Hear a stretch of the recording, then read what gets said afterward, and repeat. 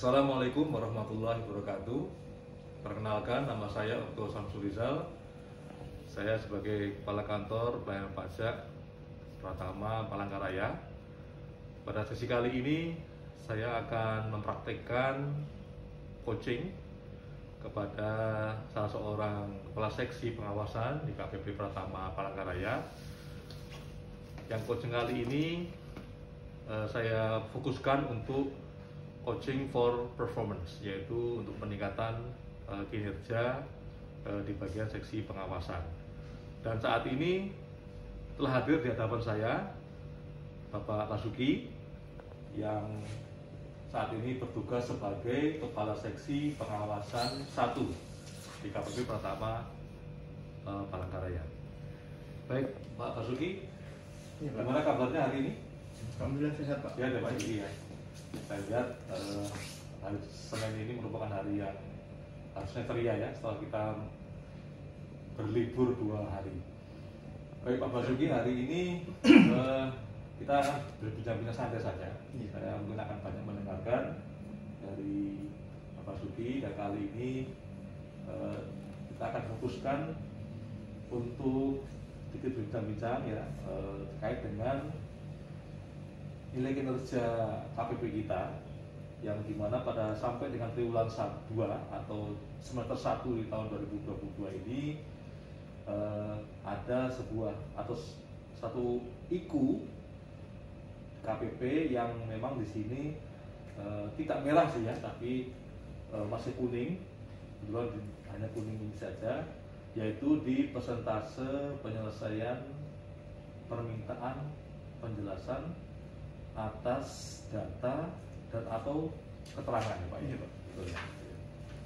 Nah, dari nilai ini memang didukung oleh 2 WAS ya, ada satu WAS strategis dan satu lagi WAS kewilayahan. Dimana kali ini kebetulan untuk WAS atau pengawasan strategis ini yang belum mencapai 100%. Hari ini kita akan fokuskan pembicaraan itu. Mungkin sedikit pengantar, barangkali Pak Basuki bisa menceritakan bagaimana situasi dan kondisi saat itu, mungkin kendalanya apa yang dihadapi. Ya, Pak. Terima kasih Pak. Terima kasih atas waktunya dan atas kegiatan ini. Gini Pak, ini tentang P4DK. Nah, di P4DK itu unsurnya ada 2, yaitu kuantitas dan kualitas. Kalau kuantitas itu dihitung berdasarkan LHPT yang sudah dibuat. Kalau kualitas itu berdasarkan LHP2DK yang sudah dibuat. Jadi ada kuantitas, ada kualitas. Nah, dasarnya adalah DPP yang sudah kita usulkan. Jadi kalau DPP-nya misalkan 10, berarti dihitung berdasarkan penyebutnya dari 10 itu untuk kualitas dan kuantitas. Kemudian itu kondisi awalnya. Nah, kemudian kita tahu bahwa penentuan DPP di triwulan 1 dan triwulan 2 itu agak lambat. Kalau triwulan 1 itu sekitar bulan Februari baru selesai, karena memang aturan tentang DPP ini sesuai SE 05 kita banyak belajar dulu, banyak menyesuaikan dulu karena SE yang baru. Terus yang untuk triwulan kedua itu baru bisa diinput di sekitar bulan 20 Mei.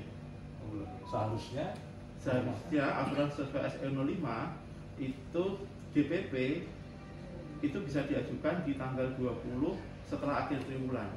Jadi kalau triwulan kedua itu 20 April.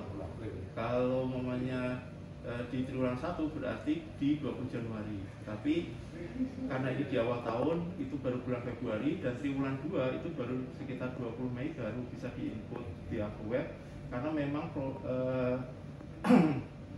programnya itu aplikasi AppWeb baru bisa aplikasi AppWeb dalam pengembangan waktu itu. Karena ini hal baru, sehingga tanggal 20 Mei itu baru bisa diinput oleh teman-teman AR bisa di-approve oleh kepala seksi PKD, dan besoknya baru bisa dilakukan penginputan LHPT dan KKA. Nah, seperti kita tahu di triwulan 1 selain hal tersebut ada dua pekerjaan besar, triwulan 1 dan triwulan 2. Kalau triwulan 1 adalah SPT tahunan, triwulan kedua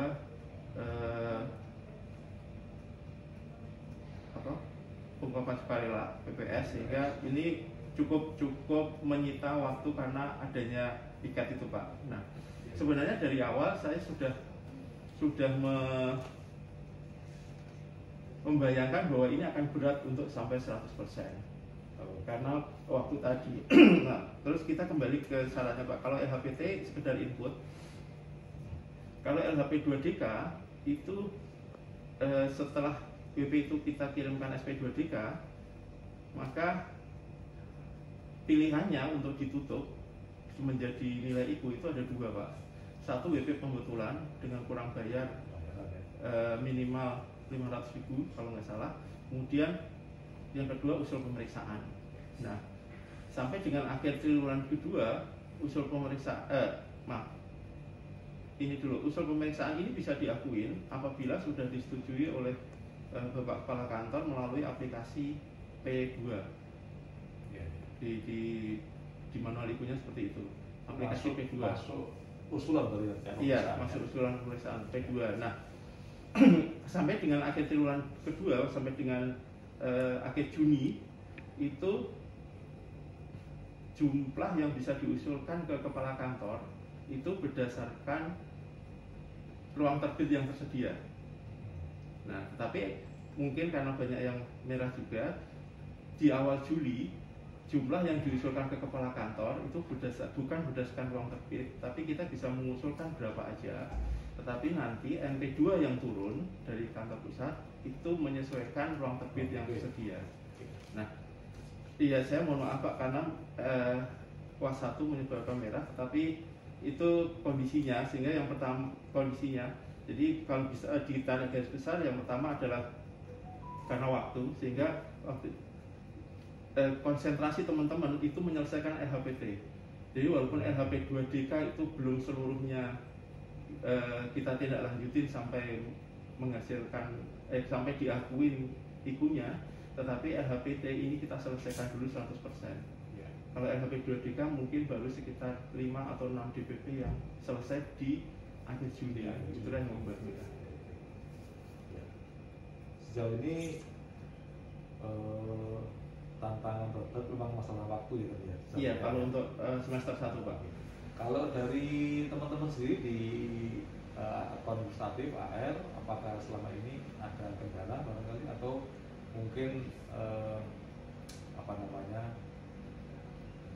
karena ini aturan baru kemarin ya, ada DPP dan sebagainya, apakah masih ada jeda atau untuk memahami aturan-aturan tersebut sehingga mungkin ada sedikit keterlambatan ketika waktu itu? Kalau pemahaman terhadap aturan, saya kira tidak ada kendala, karena kita sering diskusi juga di internal kami.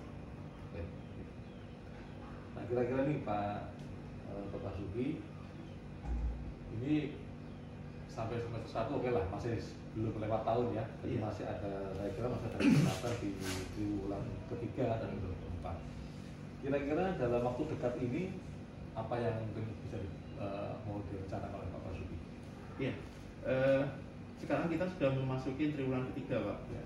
Triwulan ketiga, nah kebetulan kantor pusat kan sudah membuat di aturan P2 usul pemeriksaan itu tidak berdasarkan ruang terbit yang tersedia, sehingga berapa pun kita usulkan. Tapi walaupun seperti itu, kami sebisa mungkin itu mengusahakan agar WP-nya kebetulan dan menyebabkan kurang bayar. Kalaupun nanti usul pemeriksaan itu biasanya adalah karena memang benar-benar perbedaan pendapat antara WP. Nah, untuk usul pemeriksaan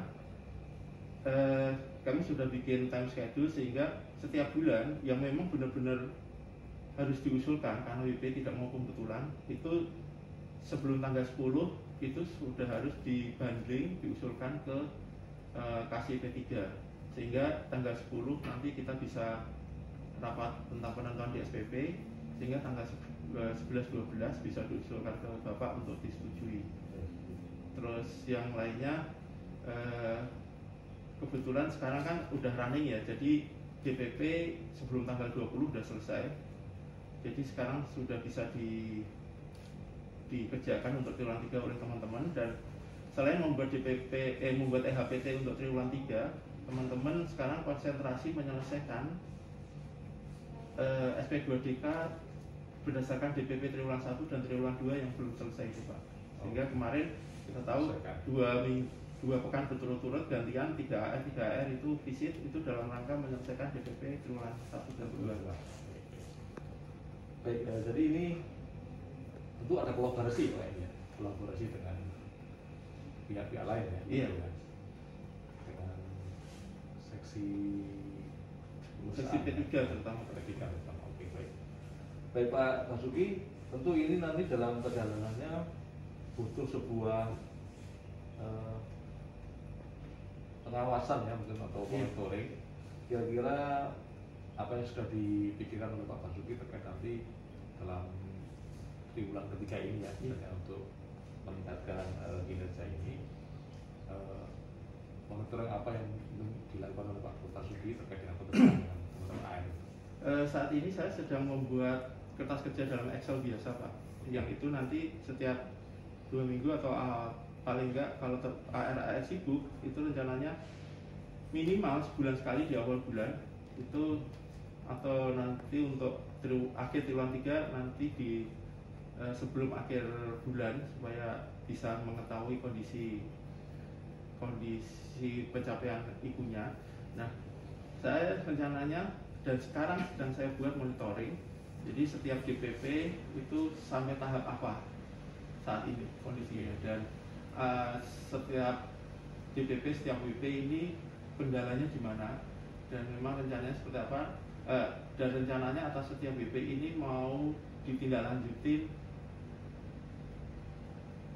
seperti apa, itu bisa kita bicarakan di monitoring saya dengan AR supaya tidak ada yang terlambat. Baik, jadi sudah ada rencana kerja ya Pak Basuki untuk triwulan kedua minimal ini, triwulan 3 ini. Maaf, triwulan 3, kemudian nanti sudah ada hal yang dalam waktu dekat dilakukan, kemudian juga monitoringnya. Nah, sampai dengan triwulan 3 terutama ini, apakah kedepannya ini ada yang mungkin Pak Basuki pikirkan hal-hal apa yang menjadi hambatan terbesar misalnya nanti ada terkait dengan pelaksanaan tugas tadi Pak? Mungkin yang jadi hambatan itu adalah kemampuan komunikasi AR Pak. Kemampuan komunikasi AR? Iya, karena kemampuan komunikasi tidak merata. Kebetulan secara analisa, jadi berhadapan dengan kertas, berhadapan dengan data, berhadapan dengan laporan keuangan, berhadapan dengan data penguji, itu 6 AR ini secara kualitas mereka berimbang Pak. Tapi kemampuan komunikasinya ini yang komunikasi dengan wajib pajak ya? Iya, komunikasi dengan wajib pajak, karena itu menentukan sekali. Kadang walaupun terjadi perbedaan pendapat, kalau komunikasinya itu bisa bagus, WP bisa ngerti, itu bisa menyebabkan WP mau melakukan pembetulan dan kurang bayar. Tapi kalau komunikasinya ini mentok, itu mau nggak mau ya usul pemeriksaan. Dan kita menghindari sekecil mungkin untuk diusulkan pemeriksaan. Jadi komunikasi. Ya, ini menarik ya terkait dengan komunikasi. Saya kira mungkin Pak Basuki bisa menyampaikan ya teman-teman ya terkait dengan komunikasi ini. Apakah nanti mau ada semacam mungkin barangkali pelatihan atau IHT begitu ke teman-teman sana? Kira-kira gimana? Apakah nanti bisa tuh Pak Basuki sudah pikirkan kolaborasi dengan siapa nanti untuk IHT tersebut? Kemarin di awal triwulan 3, di awal bulan Juli pada waktu rapat pembinaan, kami membuat ini Pak, tandem Jadi ARA dengan ARD, ya ARC dengan ARD, ARE dengan ARF gitu, ada AR1 dengan AR2. Nah, tandem ini selain untuk komunikasi tadi, yang kedua kalau umpamanya salah satu AR cuti itu AR tandemnya yang nanti akan membackup kerjaan itu. Terus yang kedua juga tapi tandem ini hanya tandem di di dalam kantor kalau ketemu WP atau kalau salah satu cuti kerjaan. Kalau untuk tandem keluar itu beda lagi, mungkin di lingkaran AR1 dengan AR2, nanti keluar kalau visit AR1 dengan AR4 atau AR3, hanya untuk biar mereka tidak sama bareng-bareng terus di dua orang ya. Jadi ini tandem ini untuk saling ibaratnya nanti yang komunikasinya mungkin agak kurang dengan yang sudah bagus, bisa saling belajar ya. Iya. Learning by doing begitu ya. Iya. Selain juga saya sudah mengusulkan di awal tahun untuk AR yang komunikasinya kurang untuk ikut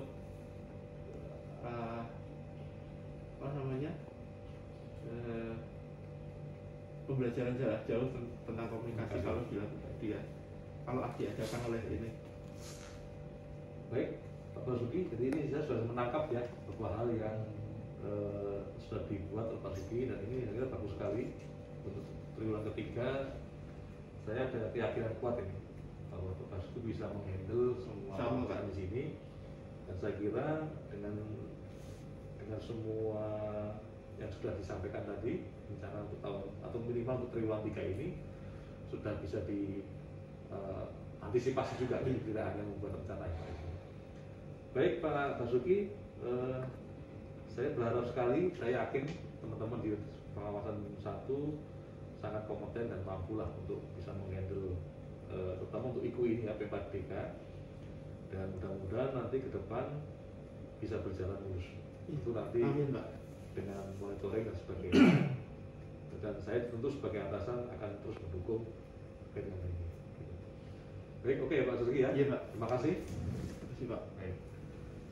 Demikian dari kami KPP Pratama Palangkaraya, coaching yang saya lakukan bersama dengan Bapak Basuki selaku Kepala Seksi Pengawasan 1, yang di sini kita mendapatkan konklusi tentang hal apa yang sudah akan disampaikan, apa yang dikerjakan dalam waktu dekat, kemudian juga monitoring, dan kemudian juga hambatan-hambatan yang sudah diidentifikasi, dan kemudian langkah-langkah apa yang perlu dilakukan untuk menghadapi hambatan tersebut.